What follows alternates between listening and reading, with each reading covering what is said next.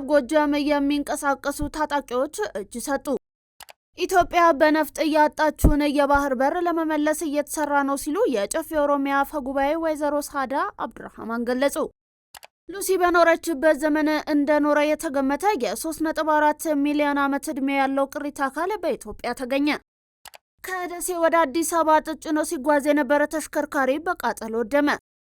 ከውጭ በቻይና ሆንግ ኮንግ በተነሳው እሳት የ44 ሰዎች ሲያልፉ 279 ሰዎች የት እንደገቡ አለመታወቁ ተሰማ።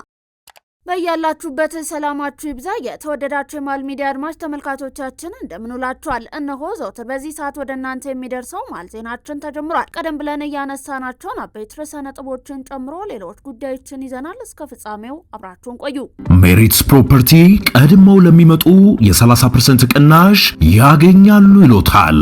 ቤተ መንግስት አቅራቢያ አራዳ ፓርክና ፍሬንድሺፕ ፓርክ ከፊትና ከኋላ ያደመቀው አፓርትመንቶቻችን ባለ አንድ መኝታ ሙሉ በሙሉ ሽያጭ ማጠናቀቃችንን እየገለጽን ባለ ሁለትና ባለ 3 መኝታ በካሽ ለሚከፍሉ 30% ቅናሽ የተደረገባቸውን አፓርትመንቶች እንሆ ብለናል። ባለ 2 መኝታ በ5.9 ሚሊዮን ብር ጠቅላላ ክፍያ፣ ባለ 3 መኝታ በ8 ሚሊዮን ብር አጠቃላይ ክፍያ። የማለት ቀድመው ለሚመጡ በካሬ 90 ሺህ ብር የነበረውን በ63 ሺህ ብር ብቻ እየሸጥን እንገኛለን። በዚህ መንደር መዋኛ ገንዳ፣ ጂምናዚየም፣ ደረጃውን የጠበቀ ሰፋፊ ሊፍቶች፣ ምቹና በቂ መኪና ማቆሚያ ቦታዎች፣ ዘመናዊ የደረቅ ቆሻሻ ማስወገጃና አውቶማቲክ ጄኔሬተር የተገጠመላቸው እንዲሁም የከርሰ ምድር ውሃና ለተለያዩ አገልግሎቶች የሚውል ሰገነትም በአንድ አካቷል። ለበለጠ መረጃ ከታች ባለው ስልክ ይደውሉ። በምዕራብ ጎጃም የሚንቀሳቀሱ ታጣቂዎች እጅ ሰጡ። በተሳሳተ መንገድ ጫካ የነበሩ የታጣቂ ቡድን አባላት የመንግስትን የሰላም ጥሪ በመቀበል ወደ ሰላማዊ መንገድ እየተመለሱ ነው። በዚህም በምዕራብ ጎጃም ዞን ቡሬ ዙሪያ ሲንቀሳቀሱ የቆዩና የደውሳው ቡድን መካከለኛ አመራር የሆኑት በረከት አስረሴና አለኸኝ አየናቸው በስራቸው ከነበሩ ታጣቂዎች ጋር በመሆን ታጥቀው የቆዩትን መሳሪያ በመያዝ እጃቸውን ለሰራዊቱ መስጠታቸው ታውቋል። ለአማራ ክልልና ህዝብ የሚያስፈልገው ጦርነት ሳይሆን ሰላምና ልማት እንደሆነ የተረዱትን የጽንፈኛው አመራሮችና አባላትን መንግስት ለመቀበል አሁንም ዝግጁ ነው። አሜሪካ አልሸባብን ለማጥፋት ኢትዮጵያን መረጠች። ኢትዮጵያ አልሸባብን ለማዳከምና የሽብር ሴራውን ለማክሸፍ የምትወስደውን የኃይል እርምጃ አሜሪካ አድንቃለች። በዚህም አሜሪካ አልሸባብን ለማዳከም ከኢትዮጵያ ጋር በጋራ ለመስራት ውሳኔ ላይ መድረሷን አሳውቃለች። አብሮ የመስራት ሂደቱ ዋና ትኩረትም በቅድሚያ ለሽብር ቡድኑ የሎጂስቲክስ ድጋፍ የሚደረጉ የቀጠናውና ከቀጠናው ውጪ ያሉ ሀገራት ላይ ያነጣጠረ የማጥራት እርምጃ መውሰድን የተመሰረተ እንደሆነም ይጠበቃል። ኢትዮጵያ ጸረ ሽብርተኝነትን በመዋጋት ረገድ ያላትን ተሞክሮ ይህንን ለማሳካት በከፍተኛ ሁኔታ እንደሚረዳትም ታምኗል። የብሔራዊ ዲጂታል ትራንስፎርሜሽን ምክር ቤት በአራተኛ መደበኛ ስብሰባው እንዲፈጸሙ ያስቀመጣቸውን ተግባራት አፈጻጸም በጥልቀት በመገምገም አቅጣጫ ማስቀመጡን ምክትል ጠቅላይ ሚኒስትር ተመስገን ጥሩነህ ገለጹ። ምክትል ጠቅላይ ሚኒስትሩ በማህበራዊ ትስስር ገጻቸው ባስተላለፉት መልእክት የብሔራዊ ዲጂታል ትራንስፎርሜሽን ምክር ቤት በዛሬው ዕለት 5ኛ መደበኛ ስብሰባውን ማካሄዱን አሳውቋል። ምክር ቤቱ በአራተኛ መደበኛ ስብሰባ እንዲፈጸሙ ያስቀመጣቸውን ተግባራት አፈጻጸም በጥልቀት በመገምገም አቅጣጫ አስቀምጧልም ነው ያሉት። ምክር ቤቱ አጠቃላይ የዲጂታል ትራንስፎርሜሽን የስራ ክንውን፣ የዲጂታል መታወቂያ የምዝገባ ሂደት እንዲሁም የ5 ሚሊዮን የኢትዮጵያ ኮደርስ ኢኒሼቲቭ ትግበራ አፈጻጸምን ገምግሞ በቀጣይ ተጠናክሮ እንዲቀጥል ከስምምነት ላይ ደርሷል ሲሉም ገልጿል። ከዚህም በተጨማሪ በሀገራችን በመከናወን ላይ የሚገኙ እንዲሁም አዳዲስ የዲጂታል ስራዎች ከዲጂታል ኢትዮጵያ ስትራቴጂ ጋር ያላቸውን ተጣጣሚነት በውይይታችን ዳሰናል ብለዋል። በመጨረሻም ምክር ቤቱ ረቂቅ የዲጂታል ኢትዮጵያ 2030 ስትራቴጂ ላይ ጥልቅ ውይይት ካደረገ በኋላ ስትራቴጂ ሰነዱን በማጽደቅ ወደ ሚኒስትሮች ምክር ቤት እንዲላክ ወስኗል ነው ያሉት። የዲጂታል ኢኮኖሚ ግንባታን በእመርታ የሚያድግበት ዘመን ላይ እንደመሆኑ ምክር ቤቱ ለዚሁ እድገት ተገቢውን ሚና ለመወጣት የጀመረውን ጥረት አጠናክሮ ይቀጥላል ሲሉም አስታውቋል። ከደሴ ወደ አዲስ አበባ ተጭኖ ሲጓዝ የነበረ ተሽከርካሪ በቃጠሎ ወደመ። አደጋው ያጋጠመው አማራ ክልል ኦሮሞ ብሔረሰብ ዞን በደዋ ጨፋ ወረዳ ሸክላ ሚላሚ ላይ ጎጣ አካባቢ ሲሆን የቃጠሎ መነሻው እስካሁን አልታወቀም። ንብረቱን ማትረፍ ባይቻልም እሳቱ ወደ መኖሪያ ቤቶችና ወደ እህል ክምር እንዳይዛመት መከላከያ በቦቲ ውሃ ማጥፋት መቻሉን እየደረሰን መረጃ ያመለክታል። ኢትዮጵያ በሸፍጥ ያጣችውን የባህር በር ለመመለስ እየተሰራ ነው ሲሉ የጨፌ ኦሮሚያ አፈ ጉባኤ ወይዘሮ ሳዳ አብድራህማን ገለጹ። 47ኛው የጉሚ በለል የውይይት መድረክ ዲሞክራሲያዊ መግባባት ለብሔራዊ አንድነት በሚል መሪ ሀሳብ እየተካሄደ ነው። የጨፌ ኦሮሚያ አፈ ጉባኤ ወይዘሮ ሳዳ አብድራህማን እንደገለጹት በፌዴራሊዝም ስርዓት ጥላ ስር ለሁሉም የምትሆንና ሁሉም የሚኖርባት ሀገርን ለመገንባት እየተሰራ ነው። ኢትዮጵያ የብሔር ብሔረሰቦችና ህዝቦች ሀገር ናትም ነው ያሉት አፈ ጉባኤዋ። የብሔር ብሔረሰቦችና ህዝቦች ቀን በህብረት ለመኖር የተወሰነበት ቀን መሆኑንም ተናግሯል። ታላቁ የህዳሴ ግድብ በብሔር ብሔረሰቦችና ህዝቦች አሻራ የተሳካ መሆኑን የገለጹት አፈ ጉባኤዋ መንግስት ኢትዮጵያ በሸፍጥ ያጣችውን የባህር በር ለመመለስ እየሰራ ነው ብለዋል። የኦሮሚያ ክልል መንግስት ኮሚኒኬሽን ቢሮ ኃላፊ ኃይሉ አዱኛ በበኩላቸው የውይይት መድረኩ ዓላማ ምሁራን በሀገረ መንግስት ግንባታ የበኩላቸውን እንዲያበረክቱ የሚያስችል ነው። ኢትዮጵያ ፈተናዎችን በዲሞክራሲያዊ ስርዓት እያሸነፈች መሆኑንም ጠቅሰው ያደሩ ፈተናዎችን በምክክር ለመቅረፍ እየሰራች እንደምትገኝም ገልጿል። የኢትዮጵያ መከላከያ ሚኒስትር ኢንጂነር አይሻ መሐመድ ከኳታር ምክትል ጠቅላይ ሚኒስትርና የመከላከያ ሚኒስትር ጋር በዲፕሎማሲያዊና መከላከያን በማጠናከር ዙሪያ ተወያዩ። የመከላከያ ሚኒስትር ኢንጂነር አይሻ መሐመድ በኳታር ዶሃ ለ3 ቀናት የስራ ጉብኝት እያከናወኑ ይገኛሉ ሲል የሚኒስትሩ ጽህፈት ቤት አስታውቋል። በትላንትናው ዕለት የኳታር ምክትል ጠቅላይ ሚኒስትርና የመከላከያ ሚኒስትር ከሆኑት ሼክ ሳውድ ቢን አብድራህማን ቢን ሐሰን አልታኒ ጋር በሁለትዮሽ ጉዳዮች ላይ ተወያይተዋል። በውይይታቸውም በሁለቱ ሀገራት መካከል ያለውን ዲፕሎማሲያዊ ግንኙነት ይበልጥ ለማጠናከርና ለጋራ ጥቅም አብሮነትን ለማሳደግ ፍላጎት እንዳላቸው ተናግሯል። በተለይም በመከላከያ ልዩ ዘርፎች ያላቸውን ትብብር ለማሳደግና ለማጠናከር በሚቻልባቸው መንገዶች ላይ ባደረጉት ውይይት በተለያዩ ኢንቨስትመንትና የአቅም ግንባታ መስኮችም ትብብራቸው ለማሳደግ ጽኑ ፍላጎት እንዳላቸው አመልክተዋል ብሏል ሚኒስትሩ። በተጨማሪም በጀኔራል ፒየር ሺል የተመራ የፈረንሳይ ወታደራዊ ልዑክ ከኢፌዴሪ መከላከያ አመራሮች ጋር ትላንት መምከሩ ተሰምቷል። ምክክሩ የሁለቱን ሀገራት ወታደራዊ ትብብር ለማጠናከር ያለማ መሆኑንና በቀጣይ በሚኖሩ የሰላም ማስከበር ኦፕሬሽኖችም ላይ አጠንጥኗል ሲል መከላከያ ሚኒስቴር አስታውቋል። ወታደራዊ ትብብሩ የሁለቱ ሀገራት መሪዎች ያደረጓቸውን ስምምነቶች ተከትሎ የተደረገ እንደሆነ የገለጸው መረጃው ፈረንሳይ ከኢትዮጵያ ጋር በወታደራዊ መስክ የበለጠ ለመስራት ዝግጁ መሆኗን የፈረንሳይ ምድር ጦር አዛዥ ጄኔራል ፒየር ሺል መግለጻቸው ተመላክቷል። ጄኔራል ፒየር ሺል ፈረንሳይ ለጋራ ተጠቃሚነት በወታደራዊ ቁሳቁስ ድጋፍ፣ በሰው ኃይል ስልጠናና ያልተቆራረጠ ወታደራዊ ትብብር ለማድረግ ዝግጁ መሆኗንም አረጋግጧል። ጄኔራል ፒየር ሺል በዛሬው ዕለትም ከጦር ኃይሎች ጠቅላይ ኤታማዦር ሹም ፊልድ ማርሻል ብርሃኑ ጁላ ጋር ተገናኝተው እንደሚመክሩና ጉብኝት እንደሚያደርጉም ይጠበቃል ተብሏል። ሉሲ በኖረችበት ዘመን እንደኖረ የተገመተ የ3.4 ሚሊዮን ዓመት ዕድሜ ያለው ቅሪተ አካል በኢትዮጵያ ተገኘ። 3.4 ሚሊዮን ዓመት ገደማ ዕድሜ ያለው ቅሪተ አካል በአፋር ክልል መገኘቱን የኢትዮጵያ ቅርስ ባለስልጣን አስታውቋል።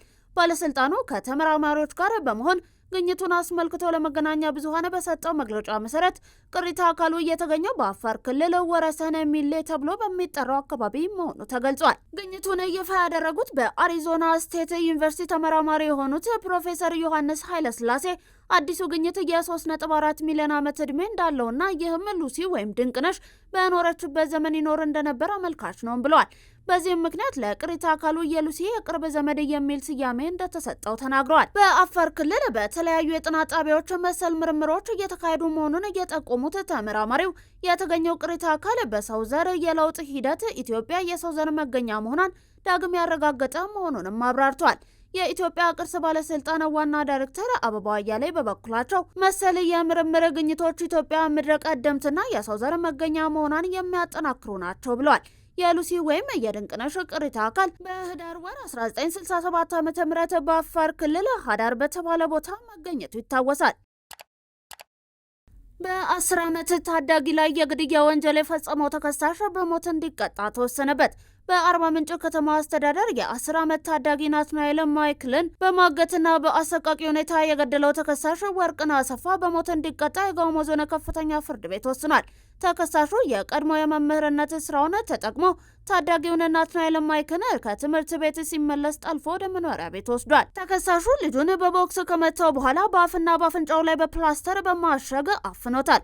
ልጁ ለማምለጥ ሲታገልም ተመልሶ በመምታት በአንሶላ አንቆ ህይወቱን ካጠፋ በኋላ አስክሬኑን መጸዳጃ ቤት ውስጥ በመደበቅ ለመሰወር ሞክሯል። የወንጀል ሕግ አንቀጽ 539 ህዝባር 1 ሐመርሃና 590 ህዝባር 2 ሰን የተላለፈው ተከሳሹ አስቀድሞ በህፃኑ ቤተሰብ ላይ ገንዘብ የመጠየቅና የራሱን ኑሮ የመቀየር አደገኛ አስተሳሰብ አንግቦ መሆኑንም በክሱ ተገልጿል። የጋሞ ዞን ከፍተኛ ፍርድ ቤት የአቃቤ ሕግና ክስና ማስረጃዎች አጥጋቢ ሆኖ በማግኘቱ ተከሳሹ በጭካኔ በተሞላበት መንገድ እየፈጸመው አስቦ የመግደልና ታዳጊን የመጥለፍ ወንጀል ተረጋግጦበት በሞት እንዲቀጣ ውሳኔን አስተላልፏል። ኢትዮጵያ ኮፕ 32 ጉባኤ ለማዘጋጀት መመረጧ የአየር ንብረት ለውጥን ለመግታት ለሰራችው ስራ የተሰጠው እውቅና መሆኑን የውጭ ጉዳይ ሚኒስትር አስታወቀ። የውጭ ጉዳይ ሚኒስትር ወቅታዊ ጉዳዮችን አስመልክቶ ጋዜጣዊ መግለጫን ሰጥቷል። የውጭ ጉዳይ ሚኒስትር ቃል አቀባይ አምባሳደር ነቢያት ጌታቸው መግለጫውን በሰጡበት ወቅት እንደገለጹት ኢትዮጵያ ኮፕ 32 ጉባኤን ለማዘጋጀት መመረጧ የአየር ንብረት ለውጥን ለመግታት ለሰራችው ተግባር ተኮር ስራ የተሰጠ እውቅና መሆኑን ያሳያል። ሁለተኛው የአፍሪካ የአየር ንብረት ጉባኤን በስኬት ማስተናገድ መቻሏ አፍሪካውያን ኢትዮጵያን ኮፕ 32 ጉባኤን እንድታስተናግድ በሙሉ ድምጽ መርጠዋታል። ይህም የኢትዮጵያ ዲፕሎማሲ ተሰሚነቷን የሚያጎላ መሆኑን ጠቁሟል። ኮፕ 32 ጉባኤ ለማስተናገድ ኢትዮጵያ መመረጧ ሁለንተናዊ ጠቀሜታ አለው ያሉት አምባሳደሩ በጎ ገጽታን ለማስተዋወቅና ለቱሪዝም እድገቷ ከፍተኛ ሚና አለው፣ እንዲሁም የዲፕሎማሲ መዲናነቷን ለማጠናከር ይረዳልን ብለዋል። መንግስት የውጭ ጉዳይ ሚኒስትር ዶክተር ጌዲዮን ጢሞቴዎስ ኢትዮጵያ በቀጣይ ለምታስተናግደውና በቀጣይ በዓለም አቀፍ የአየር ንብረት ለውጥ ዙሪያ ለሚመክረው የመንግስታቱ ድርጅት የኮፕ 32 ዝግጅት ተወካይ ፕሬዝዳንት አድርጎ መመደቡንም ገልጿል። አምባሳደሯ አያይዘውም እንደገለጹት ኢትዮጵያ በቡድን 20 ውጤታማ የዲፕሎማሲ ስኬት አስመዝግባለች። ጠቅላይ ሚኒስትር ዶክተር አብይ አህመድ የአፍሪካን ጉዳዮች በማንሳት ትኩረት እንዲሰጣቸው አድርጓል። ከጉባኤው ጎን ለጎን ከበርካታ ሀገራት መሪዎች ጋር በሁለትዮሽ በቀጠናዊና በዓለም አቀፍ ጉዳዮች ዙሪያ ውጤታማ ውይይት ማድረጋቸውንም ጠቁሟል። በርካታ ሀገራት ኤምባሲያቸውን በአዲስ አበባ እየከፈቱ መሆኑን እየጠቀሱት አምባሳደሩ ኮሎምቢያና ስሎቬኒያ በቅርቡ ኤምባሲያቸውን እየከፈቱት ሀገራት መሆናቸውን ጠቅሰው ሲንጋፖርና ሃይቲ በቅርቡ እንደሚከፍቱ ገልጸዋል። ይህም አዲስ አበባ እውነተኛ ዲፕሎማሲ መዲና መሆኗን ያመለክታልም ብለዋል። እየተመለከታችሁ የምትገኙት ለዛሬ ለሐሙስ ከመሃል ሚዲያ ወደ እናንተ እንዲደርሱ የተዘጋጁ የቀን መረጃችንን ነው። ከባህር ማዶ ወደ ያዝናችሁ አለፍን። አሁን ቤት መግዛት ተችሏል። አዲሱ ፕላቲኒየም ብሎካችን ላይ 35% እውነተኛ ቅናሽ ለ15 ውድ የመሃል ሚዲያ ቤተሰቦች እንዲሁም አንድ ቤት ሲገዙ አንድ ቤት በነፃ የሚያገኙበት እድልም ተመቻችቷል። 60% ከወለድ ነፃ የባንክ ብድር በረጅም ዓመት የክፍያ አማራጭ ፓኖራሚክ ቪው ማለትም በአራቱም አቅጣጫ ማራኪ የተፈጥሮና የከተማ እይታ ለእያንዳንዱ ቤቶች ፕራይቬት ሊፍት የተገጠመላቸው የልጆች መጫወቻና የስፖርት ማዘውተሪያ፣ የመዋኛ ገንዳ፣ ጂምናዚየምና ቤተ መጻሕፍት፣ ፓርኪንግና የኤሌክትሪክ ቻርጅ መሙያን ጨምሮ ሌሎች ሁሉን አቀፍ መዝናኛዎችን በነፃ በመዲናችን አዲስ አበባ በነፋሻማዋ ለቡ መብራት እጅግ ማራኪና ቅንጡ በሆነው የመኖሪያ መንደራችን ውስጥ በ5% ቅድመ ክፍያ ብቻ የቤት ባለቤት ይሁኑ። ለበለጠ መረጃ በ0907888883 ወይም በ0944 419190 ይደውሉ። በቻይና ሆንግ ኮንግ በተነሳው እሳት የ44 ሰዎች ሕይወት ሲያልፍ 279 ሰዎች የት እንደገቡ አለመታወቁ ተሰማ። ታይፓ በተሰኘው ስፍራ የደረሰው የእሳት አደጋ በ3 ረጃጅም የመኖሪያ ህንፃዎች ላይ ነው። ከህንፃዎቹ ውጪ እንደተቀሰቀሰ በታመነው እሳት በአካባቢው ለዳግም ግንባታ በነበረ መወጣጫ በፍጥነት እንዲንሰራፉ ስለመሆኑ ተነግሯል። ይህም አደገኛ እሳት ወደ ሌሎች ህንፃዎች እንዳይዛመት በአፋጣኝ ለማስቆም ከ800 በላይ የእሳት አደጋ ሰራተኞች በአካባቢው ተሰማርተዋል። 18 ሰዓታትን ባስቆጠረው እሳት ከሟቾች መካከል አንድ ህጻንና አረጋዊ ሲኖር በእሳት ማጥፋት ዘመቻው የተሳተፈ አንድ የእሳት አደጋ ሰራተኛ ህይወቱ ስለማለፉ ተገልጿል። 29 ሰዎች እንዲሁ በሞትና በህይወት መካከል ስለመሆናቸውም ነው የታወቀው። አደጋውን ተከትሎ የህንፃዎቹ 3 የግንባታ ኃላፊዎች በቁጥጥር ስር መዋላቸውም ተሰምቷል። በህንፃዎቹ አቅራቢያ የሸንበቆ መወጣጫውን ጨምሮ ለአደጋ ተጋላጭ የሚያደርጉ ተቀጣጣይ ነገሮች እንዲኖሩና አደጋው እንዲባባስ አድርገዋል በሚል ከፍተኛ ቅጣት ይጠብቃቸዋልም ተብሏል።